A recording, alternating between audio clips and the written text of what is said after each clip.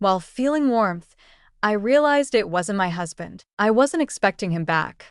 Not like this. He stood in our doorway with his suitcase, as if this was always home. He didn't call. No message. His appearance was simple. Calm. Confident. A presence that fills a room without effort. It took time to recognize him.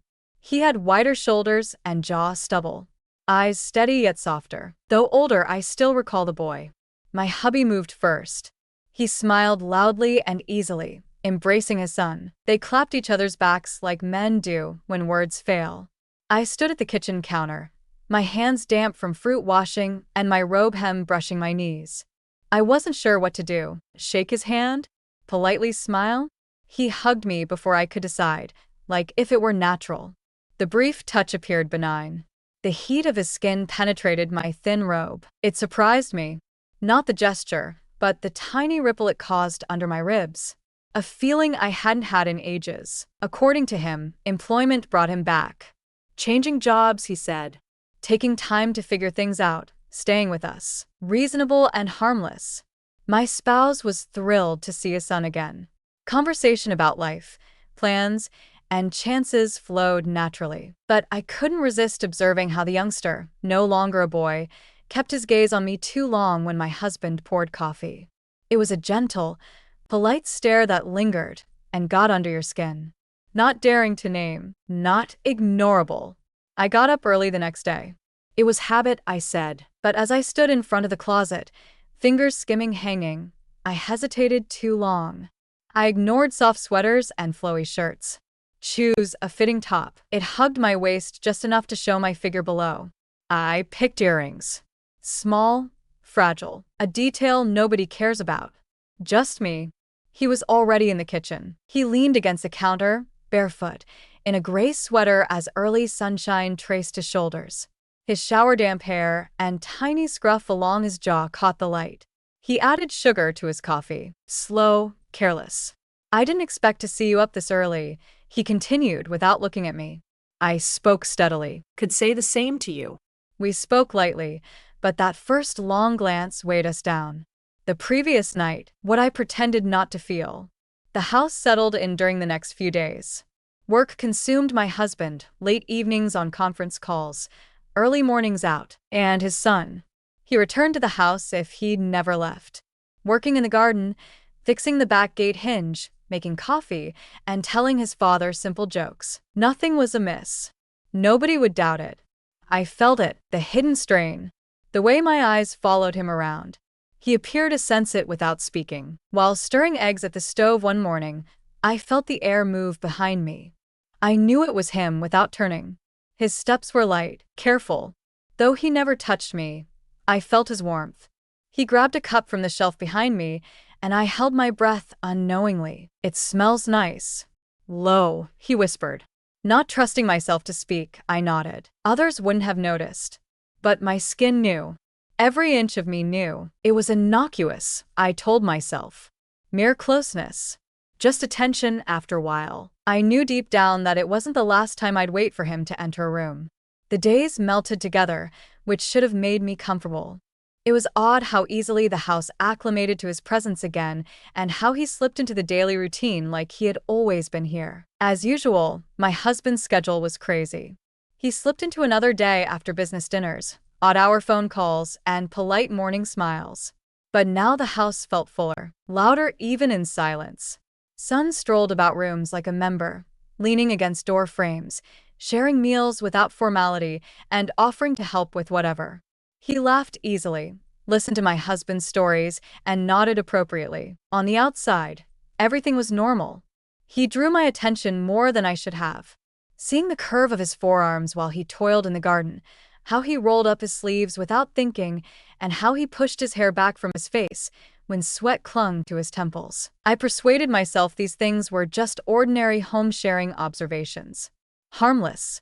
But my sight weighed me down. The opportunity arrived late afternoon. Neither planned nor intended. My spouse called to say he would work late again. Some urgent meeting, a client who needed additional care. His absence no longer startled me. Not even pretending to be disappointed. The words hardly registered. The child, no. Man recommended we go to town. Restoring the backyard terrace and planting new plants were discussed. He casually volunteered to drive between lunch bites. He suggested we look at materials, and I nodded without thinking.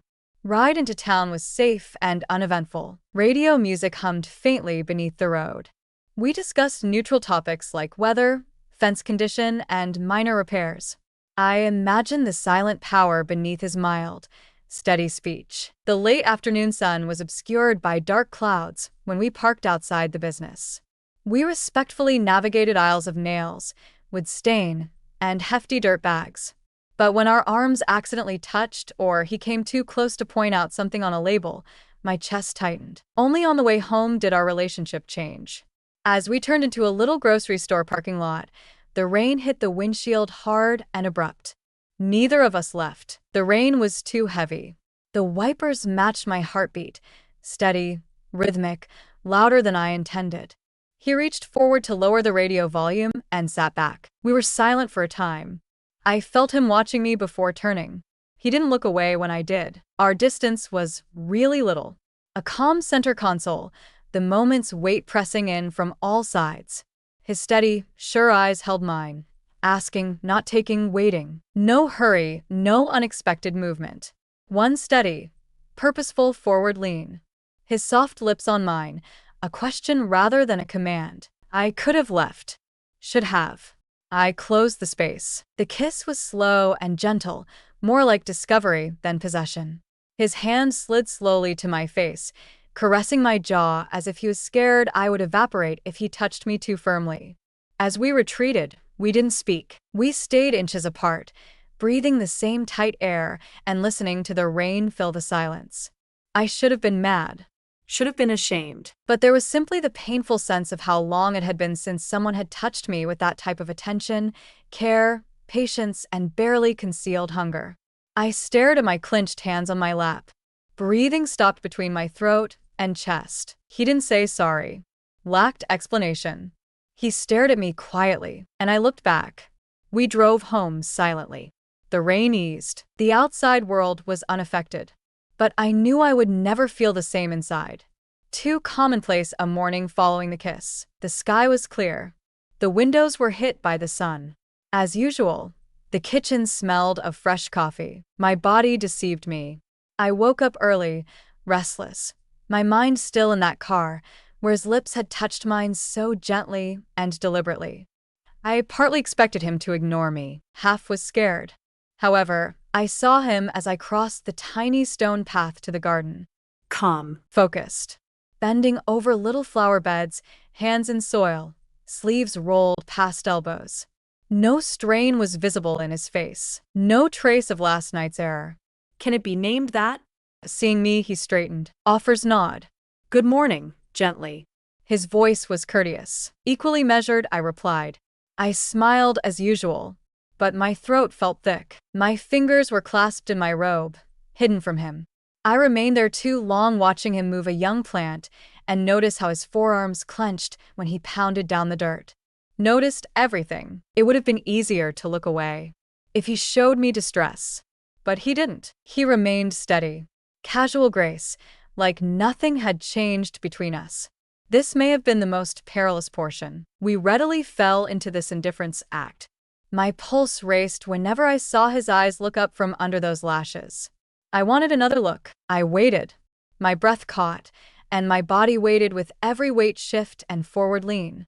He failed to satisfy me. He was so good that I almost doubted my nighttime memory. Almost. His idea was to host dinner later that day. Casual, he said. A gift for my husband's neighbors and colleagues.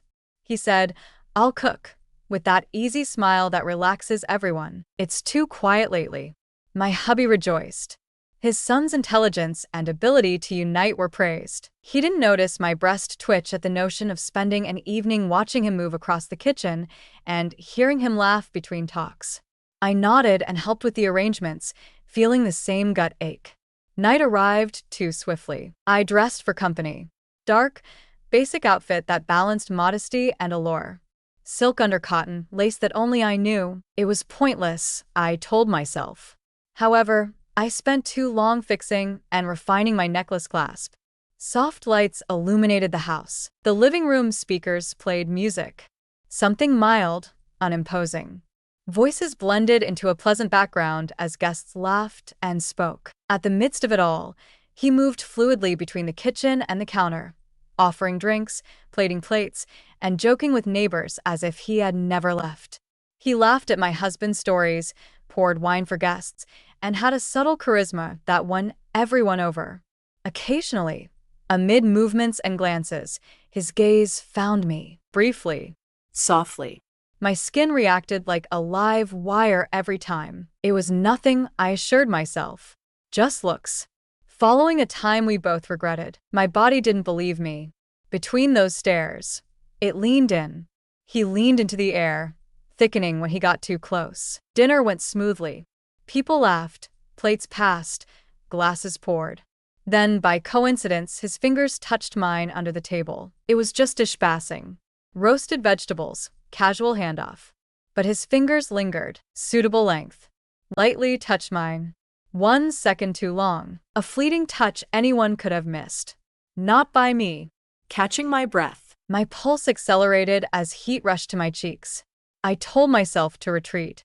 I was frozen in that unnatural contact. My spouse was laughing and narrating a story across the table, staring at his neighbor. Oblivious. No one noticed, me alone. Knuckles whitening, heart racing, I clutched my chair edge under the tablecloth. Mind voice tried to argue with me, to dismiss it as a game. A harmless fling. Even an accident, but my body knew better. The body had chosen its side.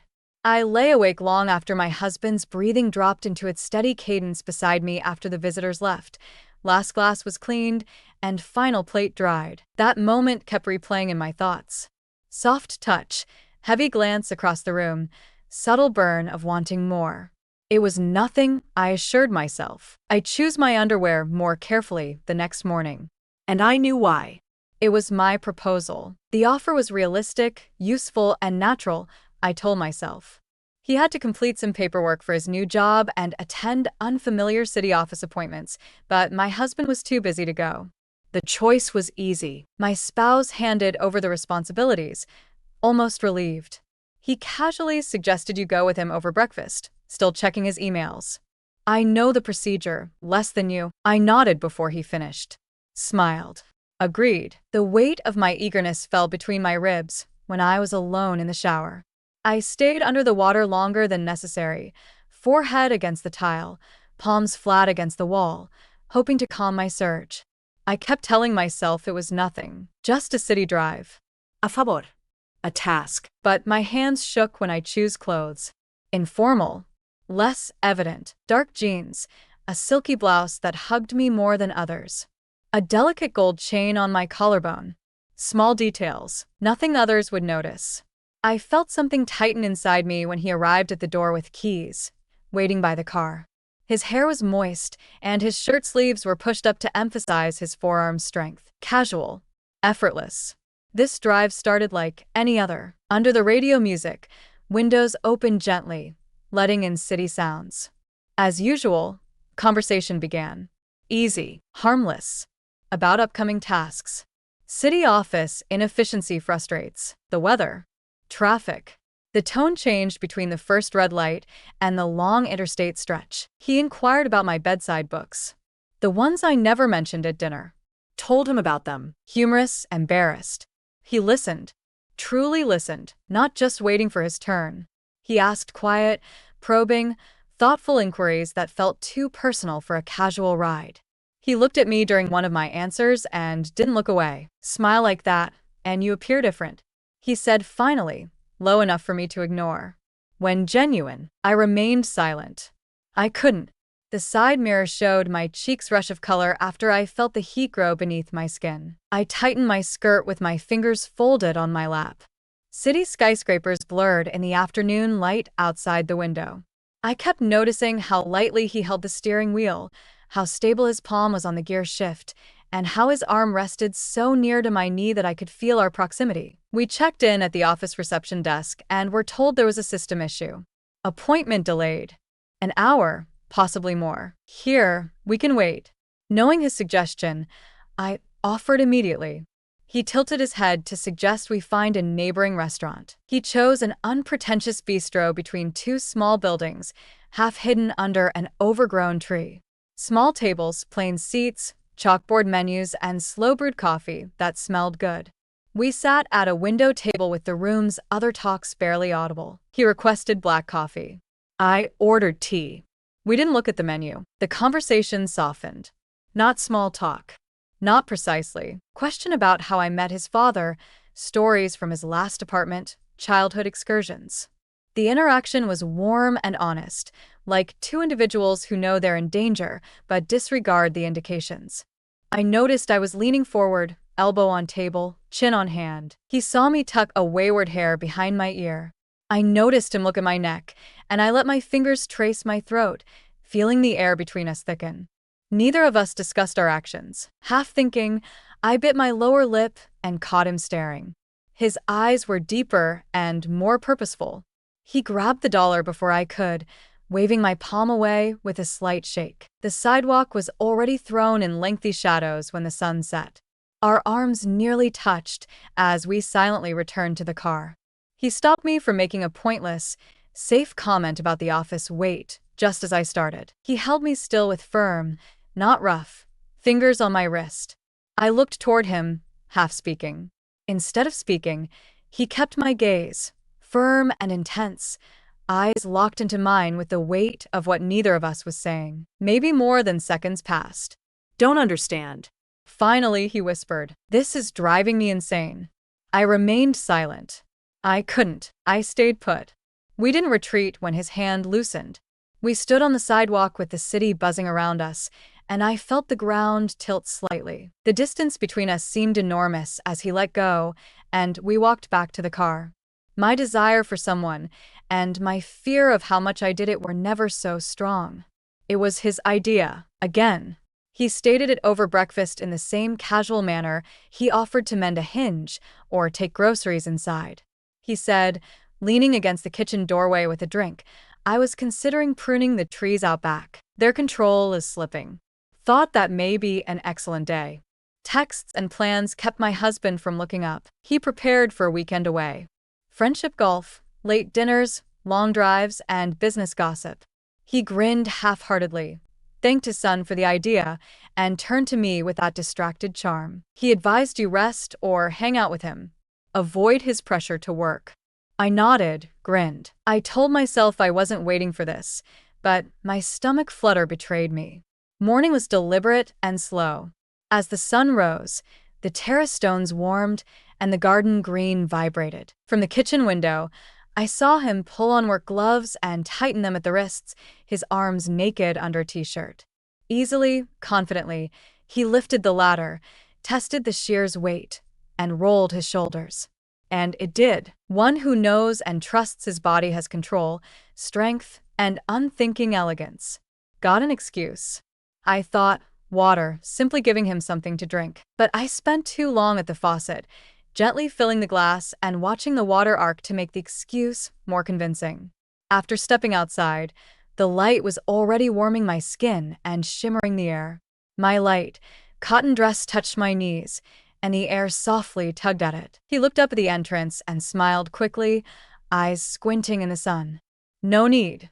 I laid the glass on the tiny table beside the ladder and said, I know. I didn't turn to leave.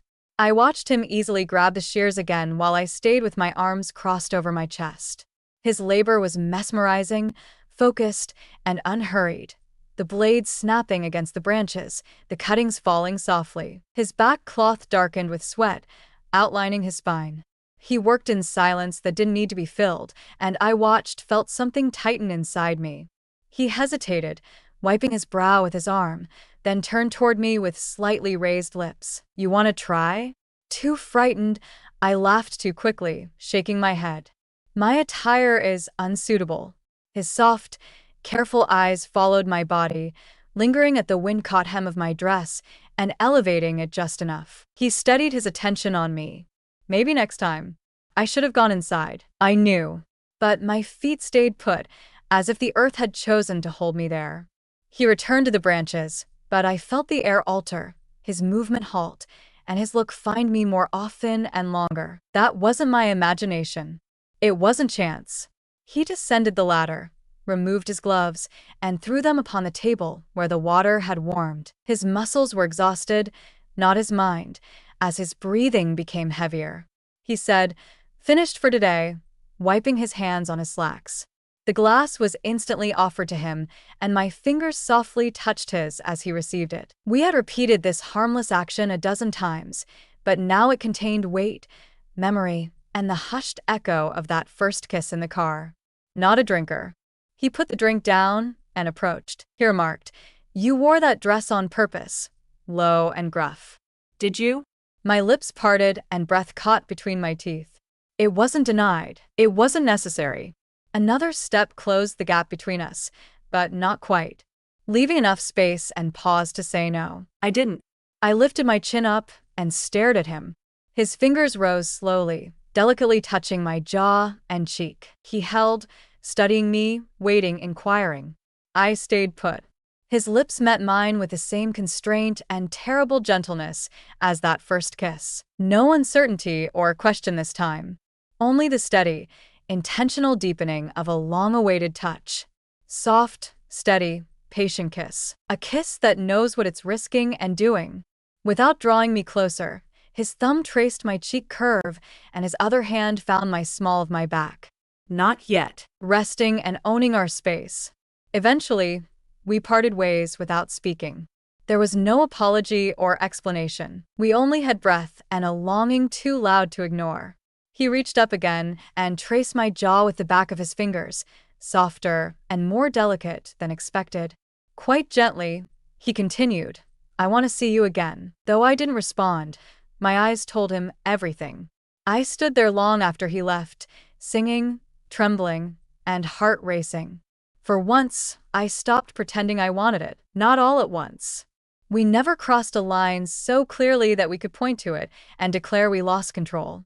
A steady unraveling, a delicate erosion of our supposed borders, was more silent. Something changed between us after that second kiss that neither of us could deny. No more excuses, accidental meetings, or chance blame. If we were in the same room, one of us made sure we were. It became habit before I realized it was intentional. In the kitchen in the mornings, he would lean nonchalantly against the counter with a mug, eyeing me with dropped lashes. The garden in the afternoons, where he stayed longer than necessary to move stones and tie back branches. In the garage, where I went to hunt for anything stored, I found him waiting without waiting. These sessions no longer required words. Our chats became shorter and the intervals between sentences heavier and charged. The silences sufficed. He watched my hands move and my neck when I fixed my hair. I leaned into that look and felt its heat on my skin, so I dressed differently. I didn't realize I was doing it. A softer blouse, closer to my body, a skirt that captured my hips just right, intentionally chosen undergarments, lace, silk, that felt like a secret against my flesh. I considered it a peaceful treat for me. However, I only grabbed those bits when he was home. Also perfume, subtle. Just barely. Okay, enough. Enough that I saw his eyes lingering as I passed. I listened for the front door and his footsteps on the hardwood. Each time, my heart waited, hard in my chest. Not for mishap. Not fate. For him. No more waiting for opportunity. I awaited him. Every day, he suggested it again while we were alone. The garden was his suggestion for expanding the space. Might be lights, or new farside terrace planters. Drive out and see what the nursery has, he offered. Offhand, breezy tone. As expected, my husband rejected the idea. Too busy. Meetings piled up. He half apologized and returned to his laptop, scarcely moving. You two go. Your taste is excellent nonetheless. I consented before he finished. Now the drive was familiar. Our smooth discourse, skimming safe topics, but always circling something deeper. I told him my favorite flowers. He listened, truly listened. The spaces between our words got longer, fuller, and heavier with everything we wouldn't name. The nursery was calm. Gravel pathways were lined with potted plants. Soft music playing far enough away to not disturb the silence. Walking side by side, Our arms could have touched if I allowed them. I didn't. Not exactly. My body leaned toward him while my mind attempted to keep motionless. He showed small garden fixtures, lighting that may cast soft path glows. I barely heard details. My focus was divided, half on words, half on body pull. Each silence seemed heavy with what we weren't saying. After returning home, my hands trembled again. It was heat, I told myself. Long afternoon, but I knew better. After dinner was done and the house was quiet, I drank wine by the window. Outside, soft lights gleamed in the dark. His fire pit's mellow flame illuminated the garden. He was still carefully maintaining the remaining embers. As he arranged the logs, his back muscles moved under his shirt. His kneeling to fix something near the fire's base made me gasp. I stayed in the shadows of the room, watching him through the glass, one hand against the window frame and the other loosely holding my glass stem.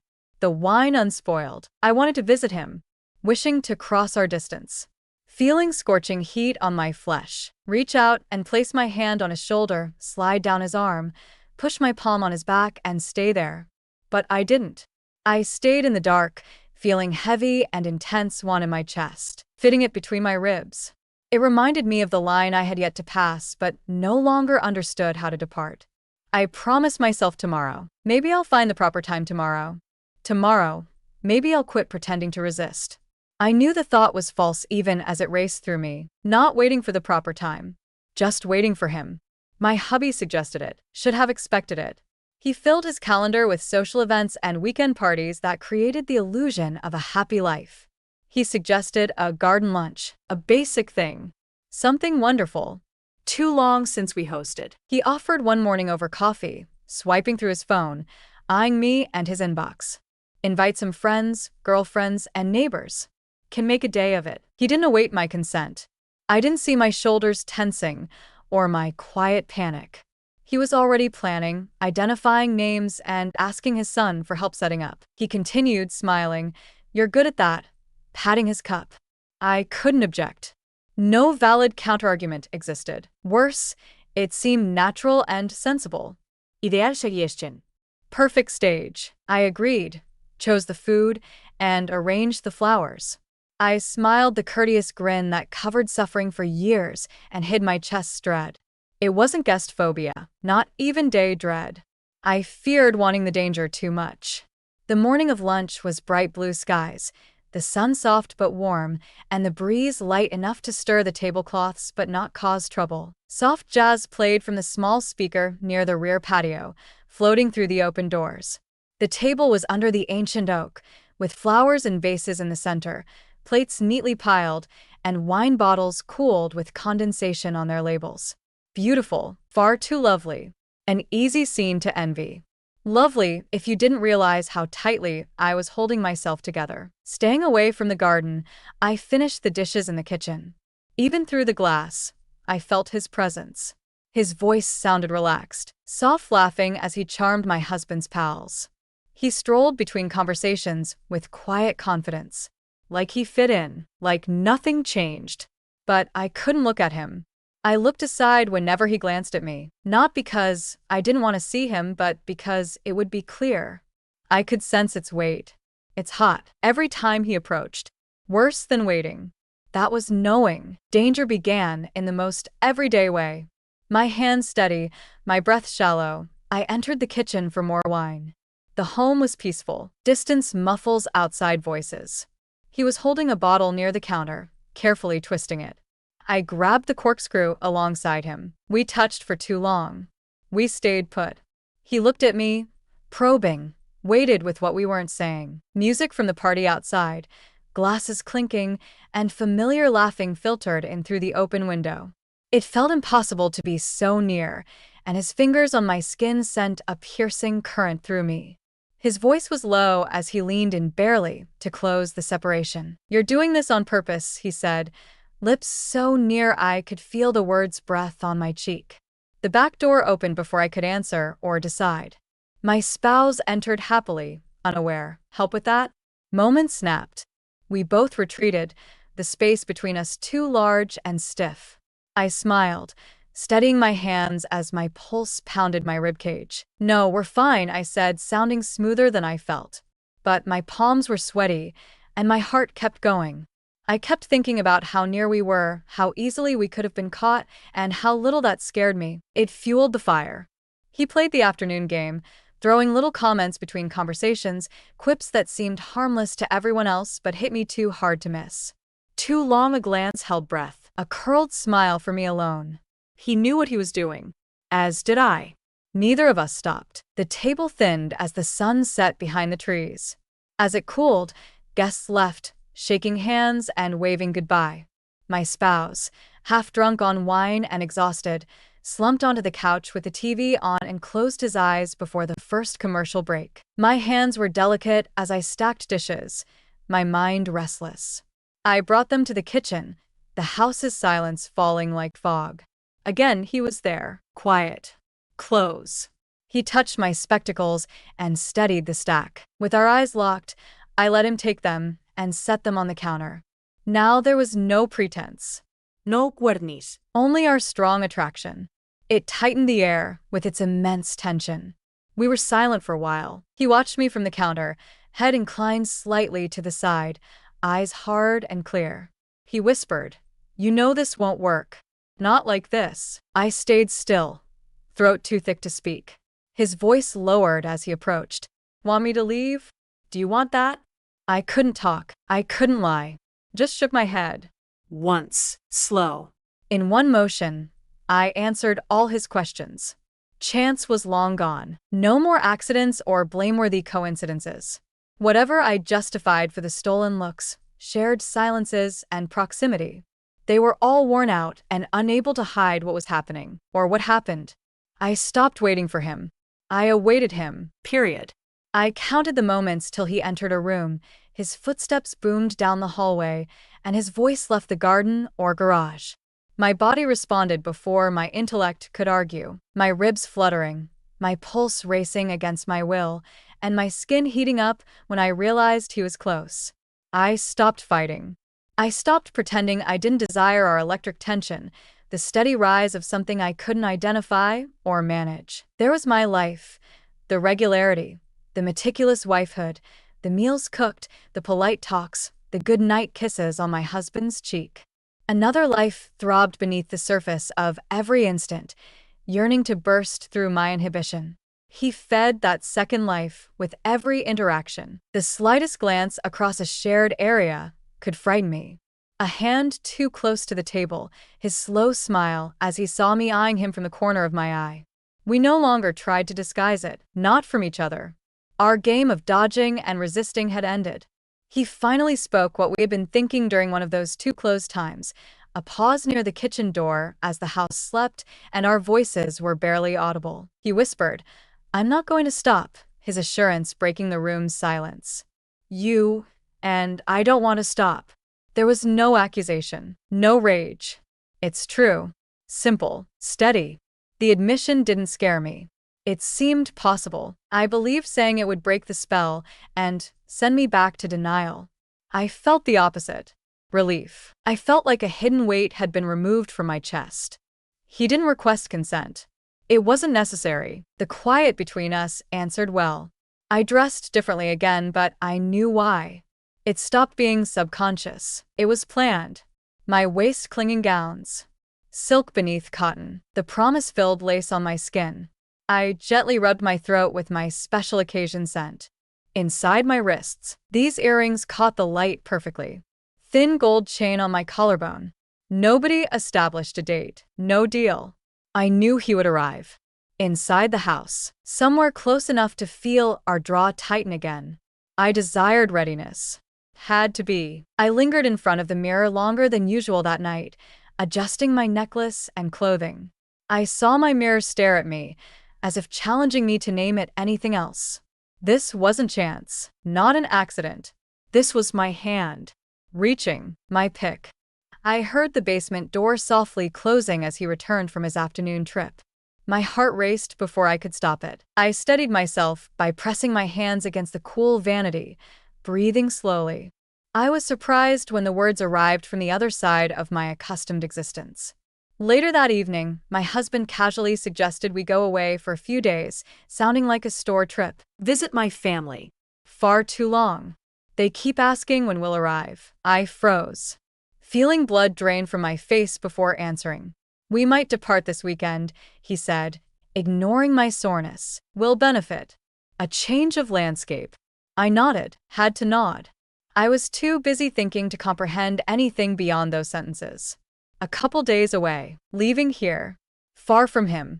As if the knife hadn't gone deep enough, my spouse smiled and suggested he come too. He last saw them years ago. Panic grew so swiftly, I nearly gasped. I couldn't visualize. 3 of us in a car, polite smiles, little talk, my body aching for space between glances. Quiet moments without witnesses.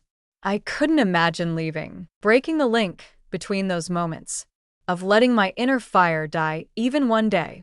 My heart wrenched with despair at the thought of him shifting his focus. Sharp, searing jealousy blazed under my ribs. I feared losing what wasn't mine. I grinned back, accepted the trip, said everything right. Secretly, my mind screamed. I wished it continued. Not now. Not ever. The drive was awful. Not for length. No company fault, but due of our distance. My husband drove, and we sat in the back seat, talking casually, explaining the landscapes, and filled the silence with stories, goals, and family updates. Although I nodded and made tiny comments, my words felt as thin and meaningless as the air between us. Besides me, he was still. Too quiet. His arm lazily laying along the door, his fingers lightly drumming on his knee. He looked out the window. Controlled. Detached. If this drive were simply a drive. We felt like 2 passengers sharing a trip. But I knew better. He was exuding tension like heat. His breaths were too deliberate. Every action was calculated to prevent his skin from trembling. Our elbows nearly touched, spaced inches apart. However, the pain was worse than the distance. Every minor road bump and vehicle shake that brought us closer made my heart race. Hands clutched in lap, nails digging into my palms' sensitive flesh. Small, harsh reminder that I couldn't reach him. Not now.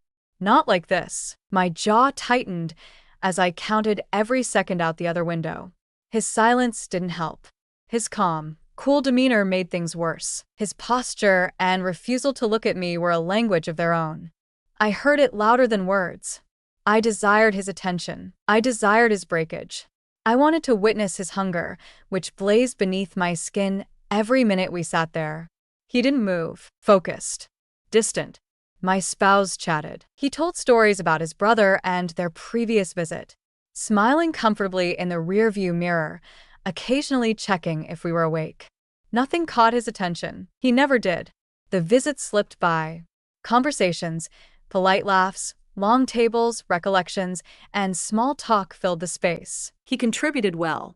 As did I. The subsurface weight didn't lift. Every forced smile made it worse. Every second we were a breath away, yet couldn't touch. The waiting made things worse, but I realized it on the way home. I could tell by my heartbeat as the familiar streets appeared, the mansion rising ahead, silent and unassuming. My husband pulled into the driveway, sighing with relief to be home, thinking about the shower and his usual couch place. He dropped his bags at the entrance, removed his jacket, and called over his shoulder to rinse off before dinner. I nodded, barely hearing him. I watched the kitchen. I instinctively entered the room where I knew he was. He was there, waiting. No words were exchanged, not needed. As I entered, his back was to me, but he turned when he sensed me near, as if drawn by the same unfathomable pull I couldn't fight. His dark, heavy eyes met me, wide open with what we'd both been holding back. I felt I was going crazy, he whispered. Sitting next to you, acting indifferent. I couldn't reply. My body moved before my mouth. I stretched across the gap between us and forced myself against him, tugging the front of his shirt to hold me. His strong arms pulled me closer, trapping me to him as our foreheads touched, breath mingled. We didn't kiss. Not now. After waiting so long, we stood there, bodies intertwined, shaking. We were almost broken. They took their time as his lips touched my flesh. Warm, methodical, and lingering, They rubbed against my cheek curve. He steadied me with his thumbs on my jaw, as if he knew I may fall.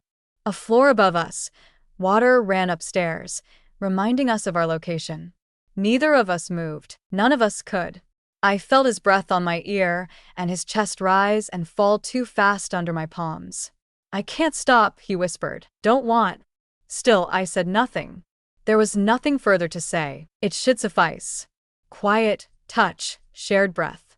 But the moment broke open. A few days later, the neighbor's genial, offhand voice over the garden fence while my husband grilled dinner. "I like how nicely your wife and son get along," he continued. "The other night, I saw them talking by the fire. They appeared to be having fun." My husband grinned, shrugged, and joked about how happy he was to have such peace at home. The words stuck to me like a hefty, sharp stone. Risk was no longer hypothetical. Someone saw. An outsider. I felt thrill, not dread. Sweet discovery heat hits the ill. The fall's proximity made me lean harder onto the brink. After the house stilled, I stood by the window with the lights off, watching the garden lights flicker in the dark. My husband slept on the couch, head thrown back, lips slightly open, snoring softly. Unanswered, his phone buzzed on the coffee table. I ignored him. The upstairs bathroom door creaked softly, bare feet patted against the wood floor, and a towel being adjusted rustled. I saw him in the hallway when I turned, a towel around his waist, bare chest, moist skin, hair back his face. He saw me immediately. We stayed put. I wouldn't have looked away if the house collapsed. No doubt in his eyes. Only waiting. I knew I wouldn't quit. Not even trying. So, this was mine. This revived me. Not ready to return it.